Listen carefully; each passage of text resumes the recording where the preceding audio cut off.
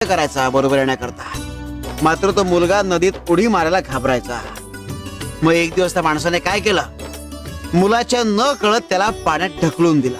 त्याला पोहता यायचं? छे, मुलाला पोहता येतच नव्हतं. मग तो पाण्यात पडला, हातपाय मारायला लागला. मग आता तो मुलगा बुडणार. त्या क्षणी त्या वडिलांनी त्याला बाहेर काढला. पुन्हा एकदा वडिलांनी मुलाच्या न कळत त्याला पाण्यात ढकलला.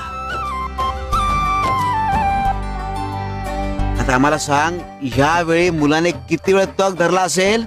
त्याने पुन्हा तेवढाच वेळ तग धरला असेल. त्याने मागच्या वेळेपेक्षा 10 पट जास्त वेळ तग धरला. हे कसं शक्य आहे? कारण त्याला विश्वास होता की तो बुडायला लागला तर त्याचे वडील त्याला